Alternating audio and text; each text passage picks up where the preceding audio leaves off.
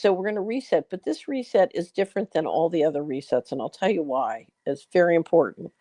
Um, this reset, because of digital technology, they can literally end currency and implement a financial control grid, which is the equivalent of slavery. We are evolving from a central banking warfare model, with markets and capitalism to a control grid that basically is turns the I use Whitney Webb's word, it turns the planet into a panopticon. If that's a crime, Trump's going to jail. Yeah. I've never met a more anti-capitalist. He is our most anti-capitalist president yet.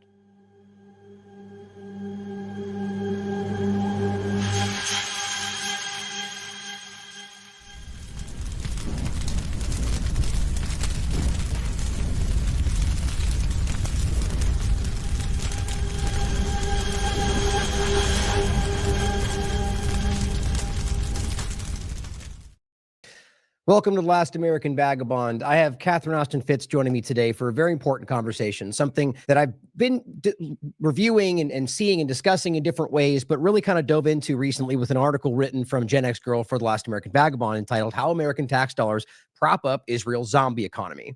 So I decided to invite, obviously, the best person to have this conversation with in the financial field, Catherine Austin Fitts, and discuss what that is in general, a little bit maybe on the zombie economy, but more so about the Israel bonds conversation and how that's affecting the American economy, and discuss that, how it ties into a lot of different discussions, including the broader topic of whether the country itself, through many different points, but Donald Trump himself being anti-capitalist. And maybe that point coming out, like talking about, I argue, the kind of undermining of the long-term duopoly of a lot of conversations. And we've talked a lot about fascism and socialism and the allegations and how a lot of ways it seems to be kind of joining together. And so we're going to talk with Catherine about what that is, why that's happening, and what we can see and where that seems to be aiming. So Catherine, thank you for joining us today. How are you? Oh, it's great to join you, and it's great to see you this weekend. I Yes. have the most beautiful watermelon sitting in my kitchen. I love watermelon, and that is the biggest, heaviest water. That's the heaviest watermelon I've ever seen. All I can say is your garden has a lot of water. Yeah. Thank you. Lots of love. Yeah, I know. I'm very proud of the watermelons we're going back there, but thank you. Yeah, I had a Yeah. great time at the Crossing Creeks Farms. I actually just gave a big shout out in the show as well. It was a really, we've been there for many events. That one was very profound to me for many reasons. And I really thought It wasn't it beautiful? yes. And It it was was. more, obviously, it's always an amazing place. It really is just a Yeah. beautiful place. But your conversation about where this is going and people's investments, an important part for the conversation Yeah. today, being tied in with kind of building the digital grid while wanting to fight it, and this kind of contradictory moment where there's a lot of people doing that because, as you said, it's very lucrative right now for people to be invested in these larger funds and not realizing they're building their own cage. So it Right. was an important moment. Right. And a beautiful, beautiful day. It really Tennessee's a was. beautiful place. I've been in a lot of places, and it is my favorite. I mean, I lived in Hawaii Yeah. for 2 years, and I think I would still choose Tennessee right now. Obviously, for plenty of other reasons as well, as we both choose it. But so let's start with the general conversation of what Israel bonds. The discussion of what that is for people that don't know. I mean, I myself am very I'm on the lighter end of understanding a lot of these financial points and what it means, and then get into the point that I want to get into is how essentially it seems Americans are being forced to do this, even though it seems to be losing the money, and what that really shows us. So what you're watching, both through the U.S. budget and the federal credit, and now through steering of people's investments, you're seeing a hijacking of our financial resources and assets. I would say to serve a distinctly anti-American, anti-capitalist group. I mean, I make no bones about it. I think the people, Netanyahu and his clan are basically a criminal syndicate. And I don't think they have any religious or moral philosophies. I agree. And if you look at the extent to which we are pouring money into financing the Holocaust in Gaza, or financing all sorts of shenanigans by this group, it's extraordinary.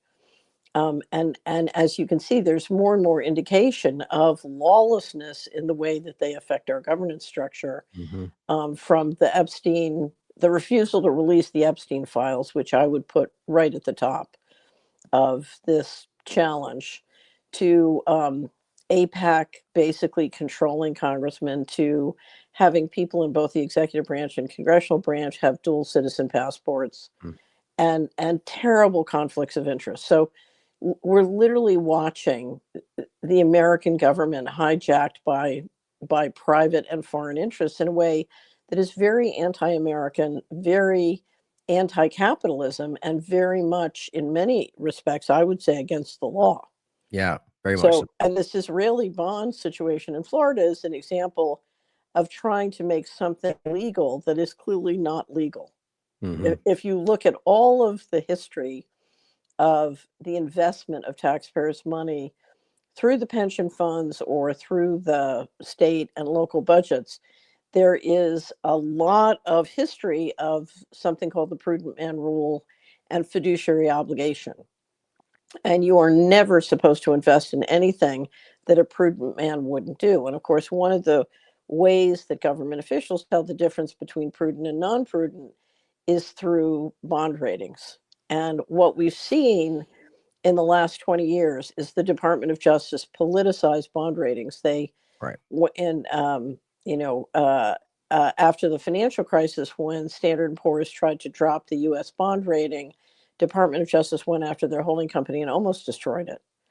And so the clear message was, ratings are political. But now what we see is bonds that don't make the investment grade rating, and now we see DeSantis, unfortunately, passing and signing a law. The Florida legislature and DeSantis basically making it possible for local authorities to invest in these bonds. And if you look at the amount of money that you've reported they're putting in, this is really taking from the poor and giving to the rich. Right. And I know the biggest position is in Palm Beach, and there are many, many wealthy people in Palm Beach, but there are also taxpayers in Palm Beach who are not wealthy. And this is a very disturbing, because what we're talking about is we've watched a steady collapse of our financial controls in the United States. And it started with the financial collapse of the US government finances. Mm. So the US government is clearly operating way outside the financial management laws. We've seen a refusal to produce audited financial statements as required by law. And now we've seen the government in 2018 adopt an administrative policy that says we can keep secret books. Right. Now, an administrative policy cannot overrule the Constitution and the laws and the regulations. It's junior to all three of those layers, and yet they're doing it because Congress and the executive branch agree that they can do it, and no one, Congress has the power of the purse, so they can turn off the money and say, unless we get audited financial statements, no appropriation for you, or we cut your appropriations by a certain amount. It was really funny. The Warren Buffett said the other day, it's real easy if you want to balance the budget. Just say that, if the deficit is more than 3% of GDP, all incumbents get thrown out of office. He said they'll balance it real quick. Right. Right. Right. That, I was gonna say that point goes for so many other things as well, right? I mean, they're if you put their money, have them have personal responsibility in these actions, and you see things change very quickly. And you pointed out that in Florida, as well as Pennsylvania and plenty of other states, they've passed laws that make it prohibit the divestment from these, even though they're losing money. And it just seems like it seems criminal, as you were saying. To me, this is criminal. Yeah. This is a complete violation of fiduciary obligation, and this is happening at the same time. If you look at what's happening in the First Amendment, the Second Amendment, and all sorts of areas related to financial management, what we're seeing is basically a new philosophy that we don't have to obey the law. We can just, Mhm. it's break things and move fast. It's the tech model of we don't need to pay attention to any of those things. I don't know if you saw the Attorney General's testimony recently. Yep. It was amazing because basically what I heard, my impression is her saying, look, we don't have to obey the law, and we're going to do whatever we want. If you don't like it, tough. Right.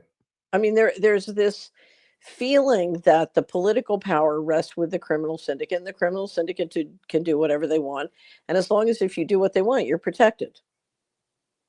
I mean, Eh, it's a and the clear mess. This is not just in the domestic area. This is international too. mhm. So all over the world, and that was the message of shutting down USAID. USAID was basically soft power. You go into a country and you buy everybody, including with all these ridiculous things. Now we're saying, okay, we got the Palantir system. We can manhunt and kill you, and now we're going to a a hard power system. Well, let me ask you something in regard to the point you made in the beginning, which I completely agree with. Is so it's very clear if anybody's being objective and honest about this that Israel, as well as other moneyed interest lobbying group, maybe other countries, are influencing policy in this country very clearly. So, but as you highlighted there, is it your opinion, or how do you see that ultimately that became the reality because of, let's say, Israel manufacturing that, or more so that the U.S. government, through, I guess, just profiteering, opened that door to outside interest using lobbying to basically take control, that allowed that, and Israel just took advantage? You see what I'm saying? Like, which So, way do you look at that? so I would say Israel is a portion, and I don't want to say Israel because Israel's a country full of many Right, people. right. We're talking about a syndicate that runs Israel that is essentially American. Hmm. I mean, Netanyahu, I grew up in Philadelphia. Netanyahu went to Cheltenham High. He's a graduate of Cheltenham High in Philadelphia. And I could have told you never give a nuclear arsenal to anybody who graduated from Cheltenham High. Just don't do that. Okay. Then he went to MIT, went back to Israel to be in the military. Then he came back to MIT. Netanyahu is not a Middle East guy. He's, Right. in my book, he's an American. And I think he's gone in and out of citizenship several times. But if you look at who runs Israel, it's the United States, or it's mega donors, mega rich in the United States. So my framework is this is the mega rich against everyone else. And this infrastructure has been growing steadily since the creation of the national security state in 47 and 49. And what we have done is we have taken secret government programs and money Hmm. and secret behavior by the Federal Reserve and the CIA, who's very much in the lead here, US intelligence agencies, and we've centralized more and more economic and political power.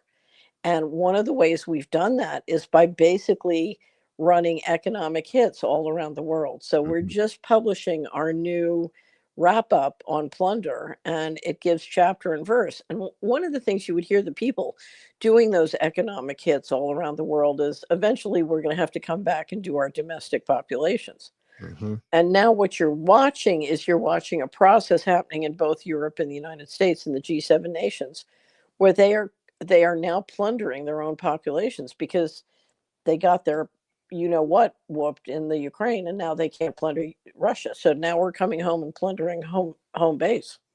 Right, exactly. Which, arguably, like you said, was always the plan. And I think it's important to overlap with this as well before we get into the more other aspects of, like, the let's lie about capital, or rather Trump being anti-capitalist. There's an overlap to this in regard to the universities, constitutional actions like BDS as well, that ultimately the argument that the Gen X girl makes as well on the article, but I've seen many other reports about it, is that so we had the BDS movement getting a lot of traction. And Right. and this even overlaps, by the way, with the TikTok point, as Glenn Greenwald points out, that there was really two main elements that was, the largest issues. There's plenty more, but that was the campus protests and awareness through that Greenblatt said himself, it's a generational problem, and then TikTok. And both of them effectively have been dealt with through Donald Trump's actions. And it's not just a left-right So thing, but go so ahead. let's look at TikTok. Well, So let me make one really quickly. The point I was going to make, and then we'll go to TikTok, was simply that the argument was from the bond side of it that here's an actual article from Times of Israel making this exact point, that, like, hey, we're going to do this as an alternative to BDS, and they literally called it, what was it called right here? The bonds donated to schools. And the point was they donated these to schools knowing that schools weren't allowed to basically divest from them to a certain period of time. Then they were locked in and were able to divest. And so it's a deliberate effort from the Israeli government to sort of undermine the constitutional rights of individuals and the ability to divest. And so TikTok is a similar overlap. But go ahead. I just want to make that point right, about how right, coercive that is. right. So when the TikTok brouhaha started, the problem was uh, the so let me talk about Gaza. A lot of times I'll refer to Gaza as a Holocaust, Mm-hmm. but let me refer to Gaza as a real estate development. Okay. I mean, if you look at the peace plan, It's pretty clear it's a real estate development. You Mhm. know, you take a piece of land, you clean off by killing or moving the people who are on it. You take the oil and gas, you take the water, and you decimate the infrastructure, and you do all of that with taxpayers' money, right? Right. Right. And then so now you've got a clean slate. You come back in, and suddenly Donald Trump and Tony Blair are in charge of the new place. And then you say, "Oh, let's fix Gaza." And you bring in lots of taxpayers' money and you build it up, except now you and your pals own it. Right. So it's a taking. Right. It's a And they've been taking. clear about that. I mean, they've publicly been praising the idea of the real estate deal that it is. Right. So they've been very clear. Now, the problem on TikTok was it was interfering with the real estate development. Mm. Right. That's Mhm. you're a group of people and you're trying to take control of land for free and you're getting interrupted, right? And TikTok was interrupting you. It was making it, it was threatening your ability to assert control of the real estate. Okay. Mhm. So TikTok had to be dealt with. Now, here's what you need to know looking at the sort of holding company and ownership structure. At the time that they said TikTok was a problem, TikTok was not owned by the Chinese. 20% was owned by the Chinese founders and employees, and they had operational control. But you had 45% or more that was owned by US private equity firms, including KKR, Mhm. right? So so their problem wasn't ownership, it was operational. They wanted to be able to openly censor, Right. right? So basically you have the US government and Congress step in and force a shift of control of TikTok. That's a taking. Yeah. And That under the isn't. argument that it was foreign influence when all you did was ultimately hand it over to a different kind of foreign influence, I'm but you felt sorry, like it wasn't there to when begin with. American private equity firms own the majority of the equity, not the Mm. Chinese, that is not foreign I mean, I'm not saying that Right. there isn't foreign influence, but excuse me, we're talking about going in and saying, okay, in the United States, even though we pretend to have the biggest capital markets in the world, you can't trust us because we feel free to take your stuff if you're in the US capital markets. Right. Right? That's what they're saying. They're saying there's no law in the US capital markets. If you don't do what we say, we take your stuff. Okay. So one thing led to another, and we engineer a transfer of TikTok into the control of one of the richest people in the world. Okay. So whether it's, Musk coming in and taking all the data or Larry Ellison picking up TikTok, what do we see? We're back to the billionaires who are friendly or part of the syndicate, getting windfalls in takings Mhm. is what we're seeing. Right. Okay. Okay. So Ellison takes over TikTok within 12 hours. If you go to TikTok and you put in my name, it will say, no response because this is in violation of violence standards and community standards and whatever. So I'm completely shadow banned from TikTok. Right. The Solari Report channel is still there, but you can't find it unless you know how to find it. Okay. Yeah.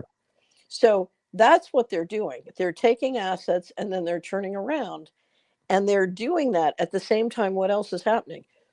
Netanyahu has a big meeting. He hires Trump's former campaign manager for 1.5 million a month and starts pumping out huge and hideous budgets for influencers across the media, both corporate media and alternative media, to be paid to post pro-Israeli things. Not even hiding it. From the minute that turned on, you wouldn't believe the tsunami of garbage Mhm. that I've been receiving. It's unbelievable. Receiving how? You mean but in your feed or being sent? Being sent with emails in Interesting. various feeds, Hmm. it's coming in all directions. And what I will tell you, knowing a lot of people in the alternative media, they don't know where this is coming from. Hmm. In other words, so you got one group that suddenly, because last year, you have to have foreign boogeyman. Last year was the Chinese. Hmm. The Chinese were the foreign boogeyman, but that was wearing thin. Now I go to a meeting yesterday. There are 1,000 Al Qaeda cells from Islam, and Islam is the danger. And we have to be ready to defend ourselves against Islam. Now, I don't disagree that there aren't serious migration problems Right. coming out of Islam, or that there aren't serious issues here. Mm-hmm. And I just turned around, and this is a very well-educated, prosperous person from Tennessee. I just looked at them and I said, "Let me explain how this works. If you look at the over $1 trillion military and intelligence budget, there is no one from Muslim countries in this country who isn't financed, tracked, identified, controlled, and managed by the U.S. intelligence agencies. So if there are 1,000 Al Qaeda cells, who do you think they work for? Right. And who do you think can kick them out in a flat second? I mean, we're talking about living in a panopticon here. Mm-hmm. Okay. And if you don't understand that after Palantir, so the notion that suddenly we got to worry about the Islamic boogeyman. And I just said to them, look, the problem you have to worry about is that your Congress is controlled by foreign interests. Listen to Tucker Carlson. Your military, you have Israeli IDF military in the Pentagon in the middle of a war, telling the Pentagon what to do and screaming at them and treating them like, doo-doo squad.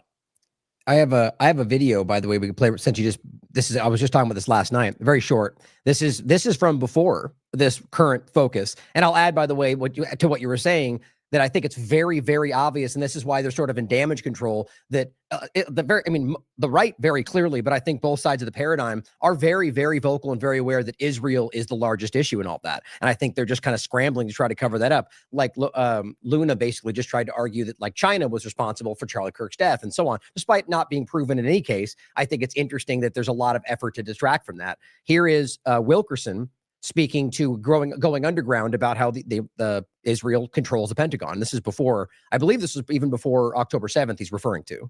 Well, obviously because it's his administration, but I'm not sure if the interview was then before. Well, let's play it. That the Epstein business was heavily influenced, let me put it that way, by Mossad.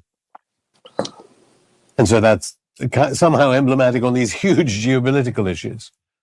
Yes, I watched Mossad take over the Pentagon. In 2002, the Pentagon was infiltrated by Mossad.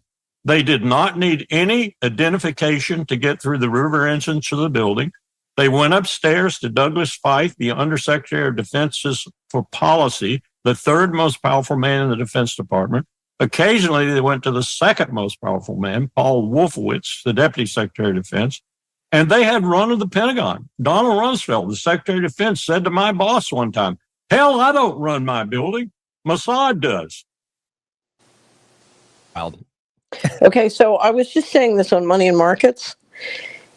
If you want to do something to turn America back to a successful country, economically or politically, one of the most important things you want is the Epstein files released.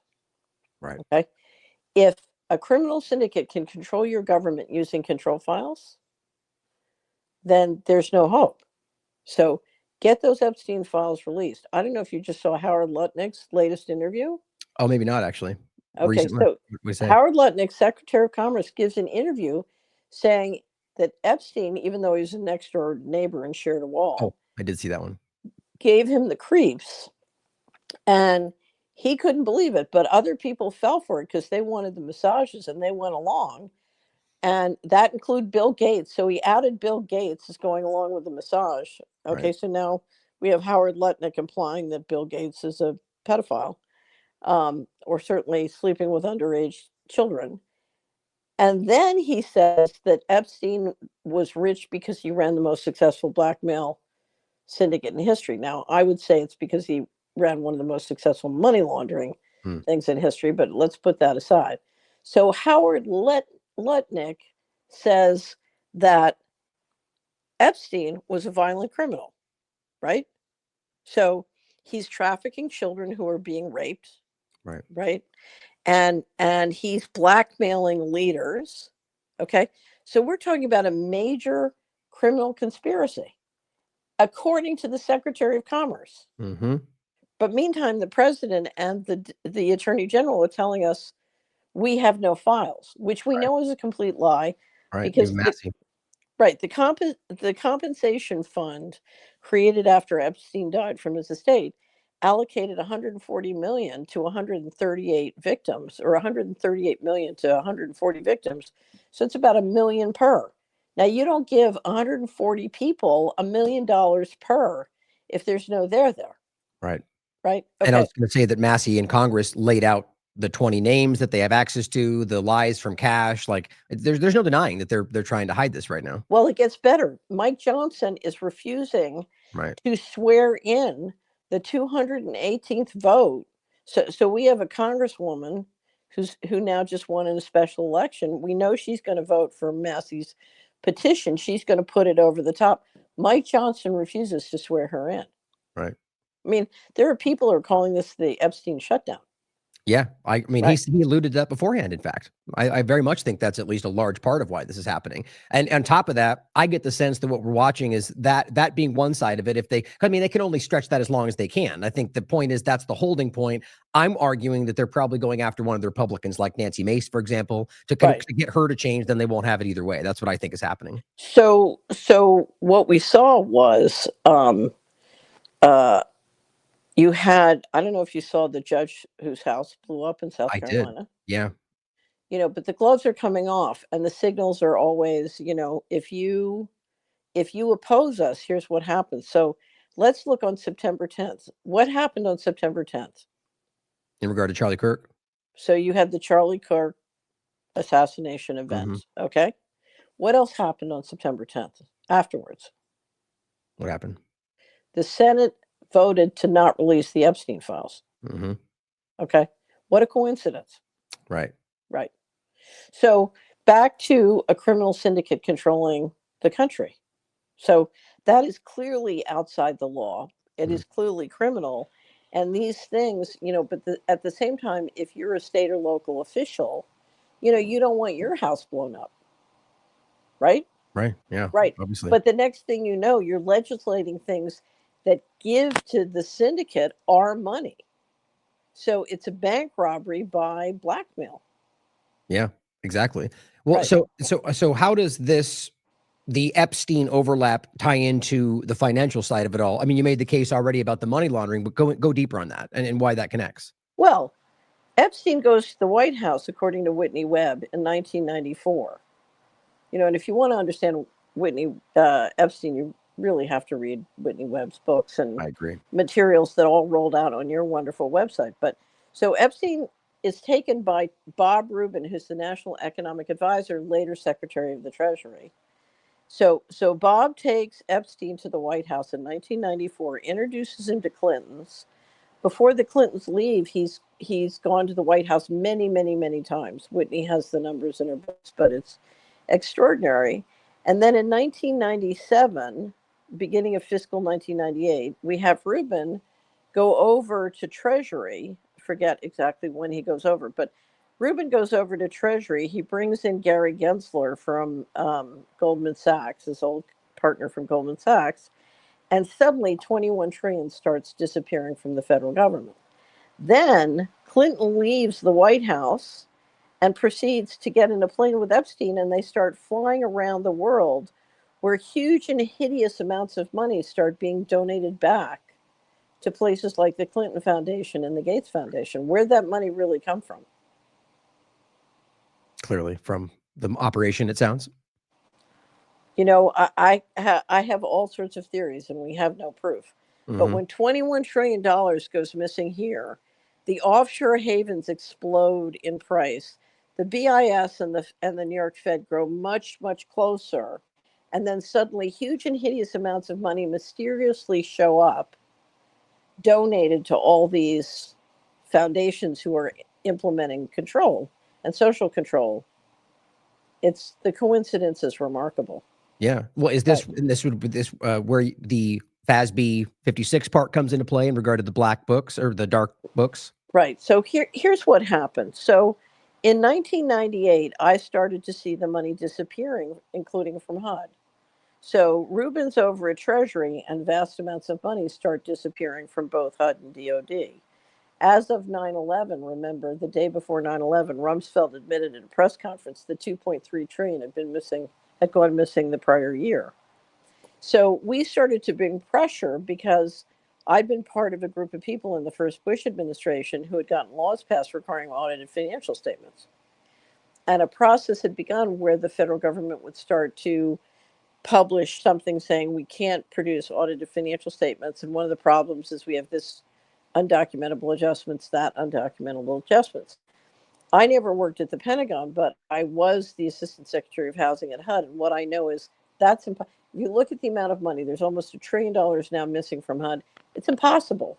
Mhm. You know, by the time I left the Federal Housing Administration, everything was computerized. You had plenty of resources. You had plenty of smart people. You had plenty of contracting authority. There's no reason their books weren't perfect. Right. Okay. So It's just covering up crime. there's no way that happens unless you are doing illegal transactions. Right. That, Right. you know, there's no way. Okay. So this goes on and on and on for many years. And in 2015, we have 6.5 trillion missing in 1 year. Hmm. And of course, every year all along, I'm trying to raise the red flags and warn people about this because I know if you steal this much from our retirement funds, the only way you can balance the books is by lowering life expectancy. Right. And in fact, the great poisoning had started and they were lowering life expectancy, but it's accelerated dramatically with Well, the pandemic on. yeah, that's what I was going to say. That I think that's really important not to brush over for people to pay attention to the timing of that, and then we fall into the COVID-19 illusion, which is Right. exactly what you've been saying the entire time. That at least one of the large byproducts, which seemed by design, was the lowering of life expectancy, which is Well, if balancing the books. if you look at life expectancy in the 20 industrialized countries, exactly when the financial coup starts, you see the life expectancy in the US diverge from the other 19, and it Mhm. diverges slowly, and then it falls off the cliff in the pandemic. Right. And so And whether go ahead, and go if you look at the policies implementing the great poisoning, it's intentional, it's a plan, ahead. not Right. an accident. Right. Okay, so anyways, so we have this money going missing, and so because of the 2015 or the attention given, Dr. Mark Skidmore did a survey that we published in 2017, and I had identified as of the 6.5 trillion, 12 trillion missing. Hmm. He went back with his students and did a complete survey of all the DoD and HUD documents and calculated 21 trillion of undocumentable adjustments. Wow. Okay. So now we're talking, it's exactly what a Senate appropriations staff said to me long ago. They said, HUD is being run as a criminal enterprise. Now, HUD can't be run as a criminal enterprise unless the Treasury, the Department of Justice, the DoD, and the New York Fed run it as a criminal enterprise. It's a matrix structure. Hmm. Okay, so at that point, a lot of attention gets brought to the fact that DoD continually has promised and then refused to produce audited financial statements, and there's unbelievable unanswered questions. Everything comes to a head, and the solution is during the Kavanaugh hearings, right in the middle of the Kavanaugh hearings, they slip out a new policy that I think they thought no one would catch, but we caught it.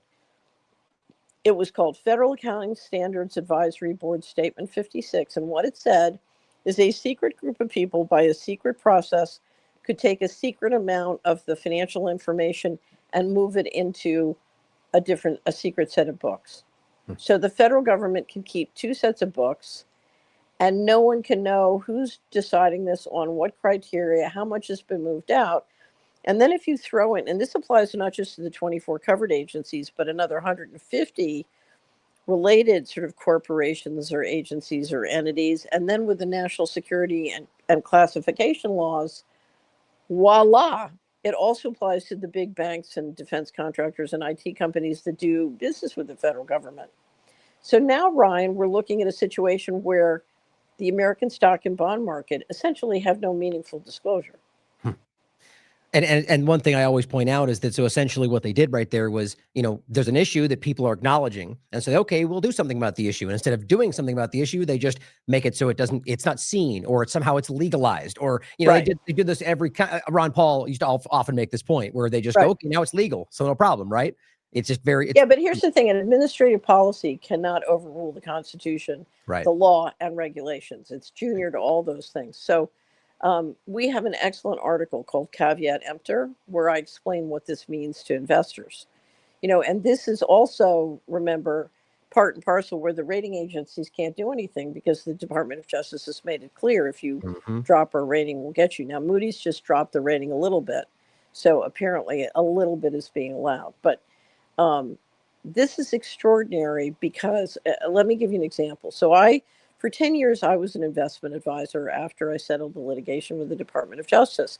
And people kept coming to me to help me clean them up from financial fraud like Madoff or other frauds and protect them from fraud. But they also wanted to get away from the digital control grid. And I kept telling them, there's no way. There's no like going to Switzerland and getting away from this. If you don't push back and stop it, we're all going to be slaves. It was one of the reasons I stopped. But I turned the company in 2018 into an investment screen company. So we screen stocks for a money manager who has a fund. And basically, he can only he doesn't have to buy or sell what we approve, but he can only buy or sell from the list of what we approve. Mm-hmm. And one of the things we do is we do everything we can to not approve companies that are highly dependent on federal government contracts, subsidies, whatever, because I have no idea what their disclosure means. Right. I look at their disclosure and I'm like, I have no idea. All I know is they are highly dependent on a political entity that is operating outside the law, and that operating outside the law is getting worse and worse every day. So from like a food, like the making money standpoint, is that worry that the unknown can cause that to maybe collapse, or just that there's an illegal issue that you don't want to be a part of, or is it both? So I'm worried that, the problem with being highly dependent on a political, a small number of clients who are very political is, you can get whacked way around. So we saw some of the big contractors during the initial part of a transition can see their stock way down and their revenues way down because they're in favor or out of favor, depending on which part of the party they work with. So part of it is you're politically dependent. But the other problem is, there is more and more pressure on you to do things which are clearly illegal. Right. And because you're so dependent, you can get pushed into doing things that are illegal. And so we try to avoid that. So we're looking for real companies that do productive things that help people, that, their relationship with their employees and their customers and the people in their vendors is lawful and productive. We want real companies that do real things. And there are many of them. I mean, it's a big world, and we still have a lot of companies that are great. What was very sad is after the pandemic, I had to throw about 80 companies off because they had just conducted themselves during the pandemic in a way which was exceptionally harmful to their employees and their customers. Right. I mean, life threatening. Yeah. Right. And a lot of that, and in no way is this like a removal of accountability, but as you likely know, a lot of that was coercive from the government. And a lot of companies are put in a position where they almost had to choose between closing and compromising their integrity and principles. So it's, here's, and I'll give you the example. Before the pandemic started, one of my favorite companies, and I would have bet you, if you had told me I was going to throw this company off the screen, I would have said impossible. One of my favorite companies was Qantas Airlines from Australia. Qantas had the best safety record of any airline. And if you've ever flown Qantas or dealt with them, as of the start of the pandemic, their operations were remarkable in terms of the quality of the management, the quality of the governance, the quality of the customer service. I mean, just a remarkable company. And the culture was wonderful. You get on a Qantas airline, the people are wonderful. It's just, I couldn't say enough good things about Qantas. Literally, Qantas then, and I'm sure it was government coercion, dictates that their pilots have to do something that could kill them, but which we know encourages clotting of blood. And that's, of course, the danger. Blood clots is a real danger from flying. Yeah. you can't do that because your business is safety, Mm-hmm. right? You are doing something. You get the wrong kind of blood clots on a flight, and you can have a plane crash and kill a couple hundred people, Right. right? That there is a point at which you need to say no. We refuse to do it. If the airlines had turned to the government and said no, we're responsible for safety, and we're not going to do that. We're not going to mandate this to pilots. Yeah. I mean, Yeah. which they would have probably gotten support from that, but who knows in the moment, because they were pretty, especially in Australia. But to that point, we've covered this a lot on the show in regard to, I mean, I called them vaxidents during the conversation, is that there was a rapid, like very documented increase in traffic accidents after Right. that time period, or it's not as to what the same degree, but with plane accidents as well. And you really just can't deny that. But I think the problem was that a lot of the time maybe didn't even know that there was a risk, or that the government was telling them that there was no association with blood clots. It's just so convoluted. But I agree with you, and I think that this is where we have to be today, is to take that hard, principled stance. It's just the only way we can get through this. If when the pandemic started, I knew there was a risk of blood clots on these things. Right. Okay. And I'm not a doctor. I'm not a scientist. But I had a lot of clients who had experienced vaccine injury and the lives of the medical community. Long before the COVID vax, you're saying, and I agree. Long before. If you look at how many, think about it. One of the great heroes of the pandemic were all the mothers who refused to back down and kept trying to warn everybody about how dangerous, how many people were being killed by vaccines. Right. They saved a lot of people during the pandemic. It was thanks to them that I knew. It took me many years of working with mothers dealing with, neurologically damaged kids from vaccines that helped me understand what was happening and how dangerous, this stuff could be. But certainly, helped me understand that the pharmaceutical industry was killing people. Mm-hmm. And medical malpractice is the third, before the pandemic started, was the third largest killer of people in America. And I think I just saw an email by John Rappaport predicting now it's number one. It has to be. If we're being honest about the numbers, there's really no way around it. That was unprecedented, Right. And the great, as you call it, the great poisoning, which is way more than just the vaccine side of it. But that is an obvious point. Not to forget the relation to the reduction of life expectancy and what that did to the first point, kind of balancing that problem out. But so there's an interesting overlap to this, to the point we're going to get into around anti-capitalism and the conversation of Trump. Is that right there? You could make a point about the government overlap with a pharmaceutical product that's created by an independent company. And, there's a lot of these points. So let's get into that overlap and how this connects. So I just want to go back because, I am a capitalist from way back. I grew up on Wall Street and investment banking, and I loved it. But capitalism, there's a very major line between capitalism and crime. Okay. And so capitalism, is when the society sets a set of rules. It's called justice. These are the rules we're going to play by. These are the rule by which we run our markets. These are how we're going to conduct ourselves. So you have a governance and a management system that sets the rules. And then capitalism is you compete fiercely within those rules, right? That's capitalism. When you say, I don't have to obey the rules, I'm above the law, and I'm just going to take people's stuff and I'm going to cheat and steal, we call that crime. Right? Yeah. And that's not capitalism. And, I feel Mahatma Gandhi once said, when asked about Western civilization, he said, I think we ought to try it. And I believe in America, I think we ought to try capitalism. I think capitalism could work really well. I think it could work better than technocracy plus organized crime.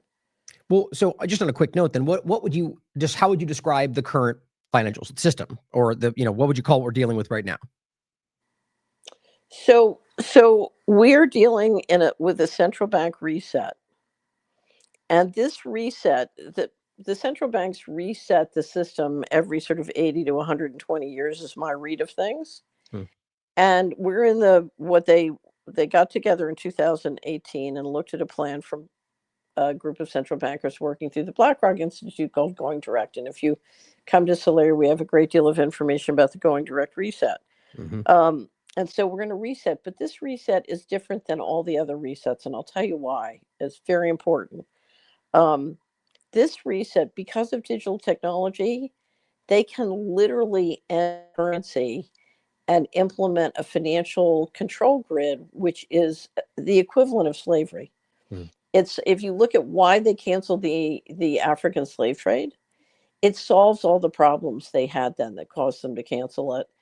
And slavery, we know historically, is the most profitable business. So this gives them the ability to literally implement a complete control grid. And so it's the end of currency. And we've never seen that before. Resets, changes, flushes, moves the currency. But now we're talking about ending currency as we know it.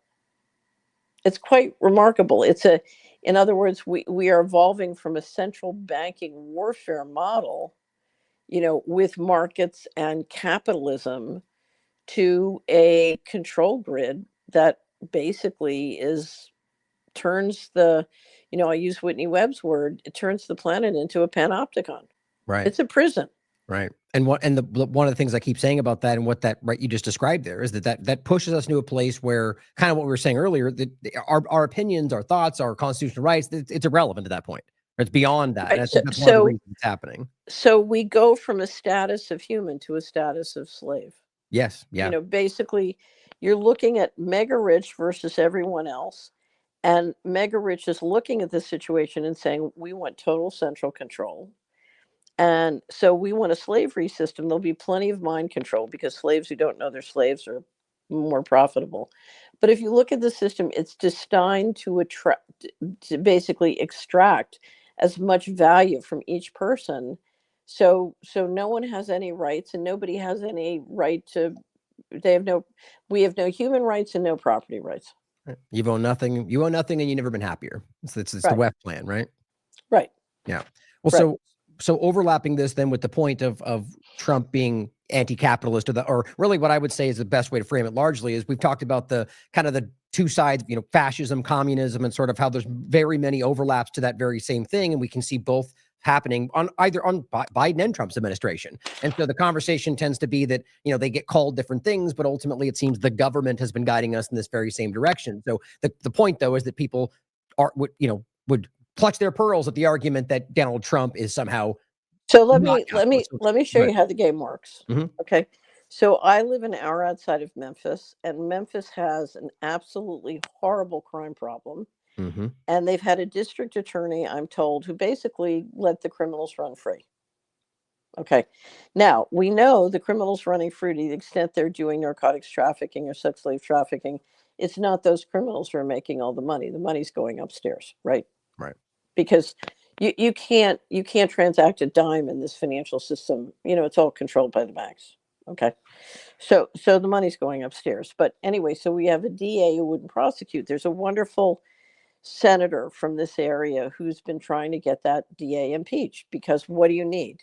The crime rate is way too high in Memphis. Okay. And it's hurting property owners, it's hurting citizens, it's killing tourism.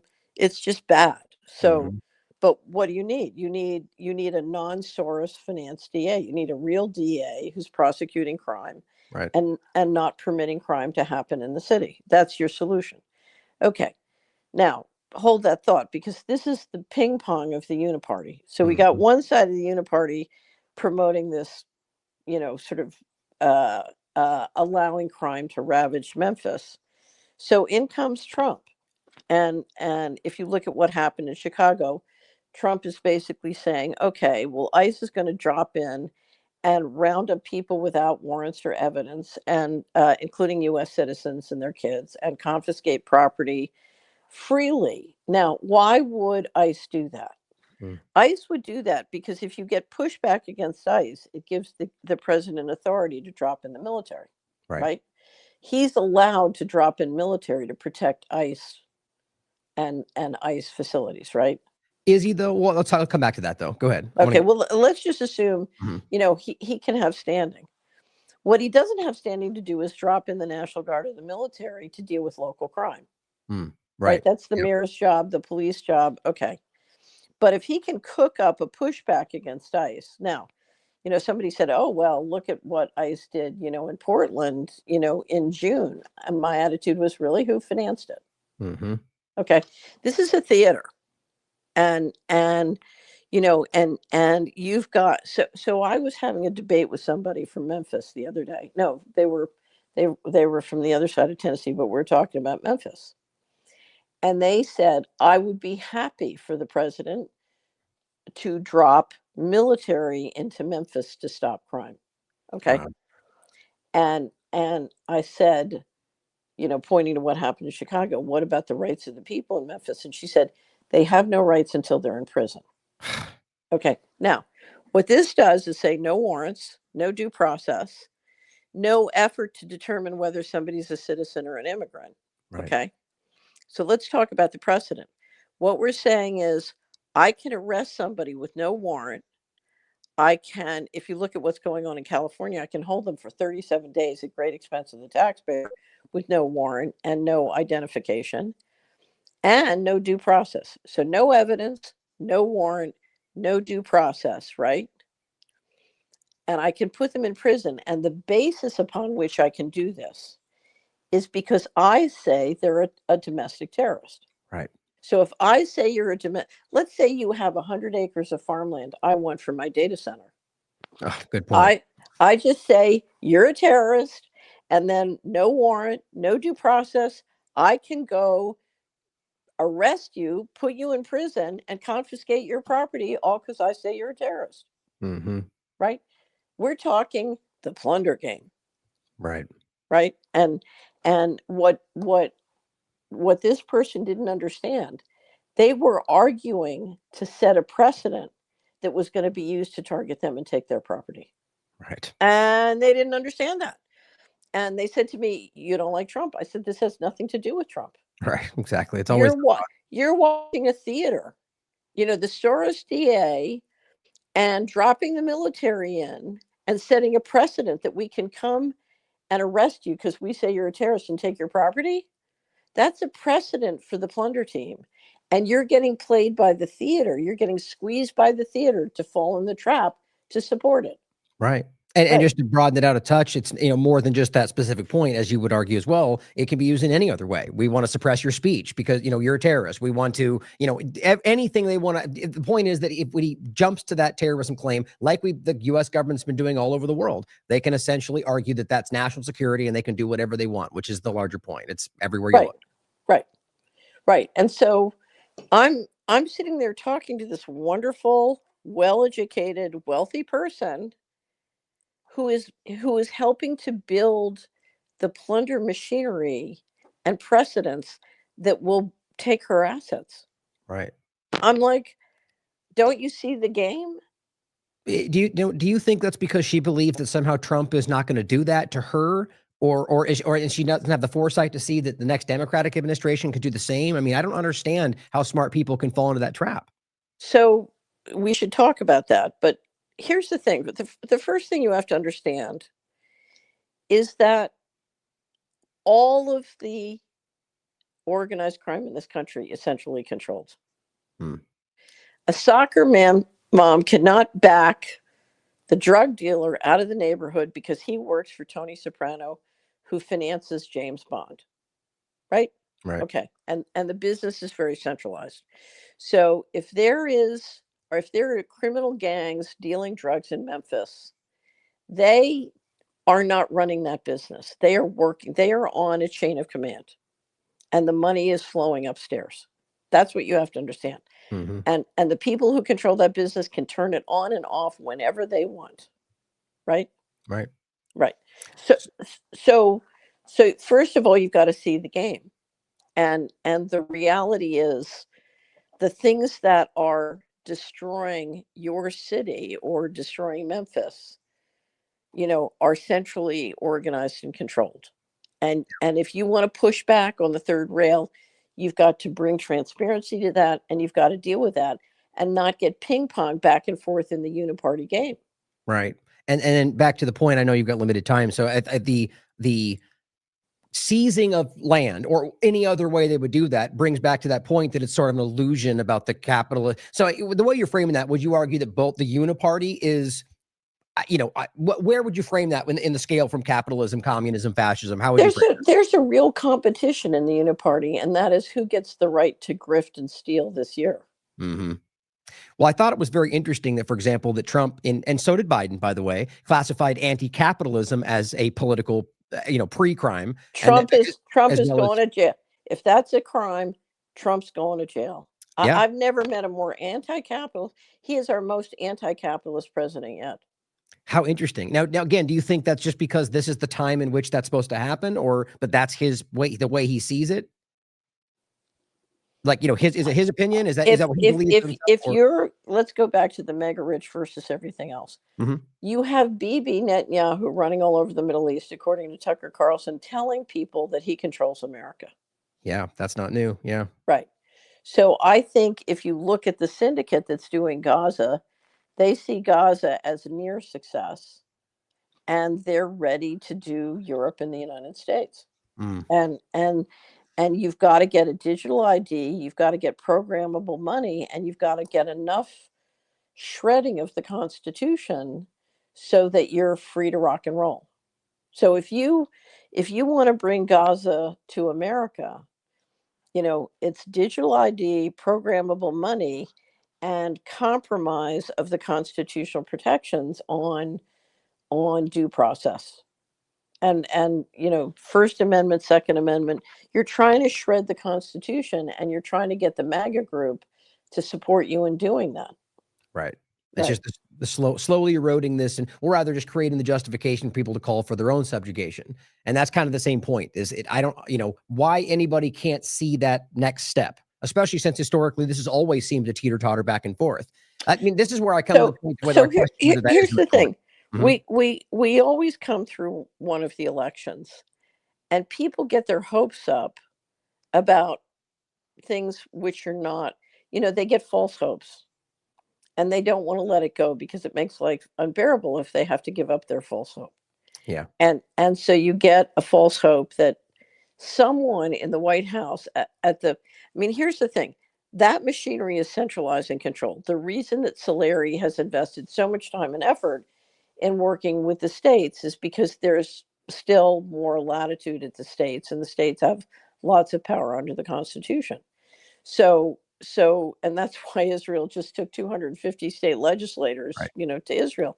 Now they're working the states too. So there is something that can still be done. And, part of getting people distracted by the uniparty at the federal level is you want to keep them on the couch and entertained and away from pushing back on the third rail. Bread Okay. and circuses. Yeah. Right. So here's the thing. If we want to have a revolution tomorrow, imagine by the end of the year, if we could get 50% of the people in the country using cash. Mm-hmm. You can't implement a digital control grid. Let's say everybody in Tennessee and the states where you can do this, 45 states, goes back into their DMV and says, I don't want a real ID on my license. Either I don't travel internationally or I'll get a passport, or I don't fly, I'll get a passport. And 50% using cash, and not only using cash, but using that cash to buy fresh, nutritious food that makes them strong and vital and healthy From the local farm. on the local farm, and finding the local health practitioners that they can trust so they don't go to the hospital and get euthanized, unexpectedly. So there's a great deal we can do. And it's that if we see clearly this is the mega rich versus everyone else, forget Donald Trump. If we made Ryan Christian the president of the United States, you would find yourself in the Oval Office with basically guns pointed at your head, that if you don't help the criminal syndicate, you'll be shot or your family will be shot, right? Mhm. So that's not a solution. Right. And it's not, if you went into the Oval Office tomorrow and your hands were tied, I would still love you because you're great, right? Thank you. But you can't, it doesn't matter how much I like Ryan Christian, there's nothing he can do. Which Right? which is exactly why I think the point would be that at least I would speak for myself, I wouldn't end up in that position because we know that, right? So the point you're making is there's other ways to make a difference and change things than going through the broken political system. Well, but here's the thing. We control. If we push back on the third rail, they can't implement the digital control grid. I agree. That's the little secret here. Don't don't get lost in the theater. We have the Right. power to change this. 100%. And I Yeah, really do think. but you have to get back. You got to get off the couch, Hmm. and you have to start using cash, and you have to say, I'm going to make sure my family is healthy and my family is well. And you got to do those things. You got to take responsibility to learn about food and learn about health and let go of the old system. I don't know if you remember the woman who was questioning me at Crossing Creek Farm this weekend. Hmm.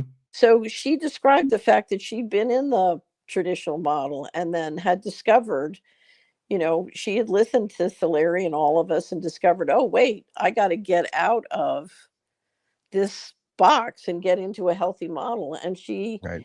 and her family changed their whole lives. And look how beautiful and healthy they look. Right. And then I just love the message there, right? I mean, that, everybody out there doing this as well, it's like, you don't realize how many people's lives you change just by acting with integrity and giving people information to follow up on, so that's, Right. you save that person's life, it's powerful. But, Right. I think that's the message really is that, don't think that and a lot of times we can have these conversations and people walk away going like, oh, we're doomed. And it's like the exact opposite message, No, it's dangerous, but we can absolutely do something about this. And I really do believe that. walk out of the theater and start Yep. living. Exactly. Walk out of the theater. If you stay in the theater, we're doomed. If you walk out of the theater and start, building the world we want to live in, we're fine. I agree. Right. Well, I'll leave it there since I'm sure we have not much time left, and I'll let you. Anything else you want to shout out before we go? I'll have one more last thing to say, and then we can wrap up today. No, just, I have to tell you, it was great seeing you because you look great. So you've been spending a lot of time out there with the squash and the watermelon. It's been really good for you. Thank you. I mean, it's amazing how I've gardened my whole life, but like the last couple of years, it really has. I've gone real far with it, and it's not over the top to say it's changed my life, in very positive ways. And so I just can't say enough people to get out there and put your feet in the grass, stand outside, and you'll quickly realize the world may not be as crazy as you might think it is every day on social media, but I'll leave just with a couple examples to overlapping this with, interesting. And there's so many of these, from Nvidia to Intel to Trump screaming at Fox News to get on board or get off, like to show you that there's a lot more that's, capitalist is very much not what we're looking at here. And I think that the point is that there's more that, we're dealing with a government, a uniparty that absolutely is using this ping pong back and forth to keep us distracted while this is finishing. And we both obviously agree here that this is not something that we can sit back and allow, that we can absolutely change this with our actions, with our words, with our integrity, with our principles. So thank you, Catherine, as always, for informing us. Thank you, Ryan. You have a great day. You too. And I'll see you next time. As always, everybody out there, question everything, come to your own conclusions. Stay vigilant.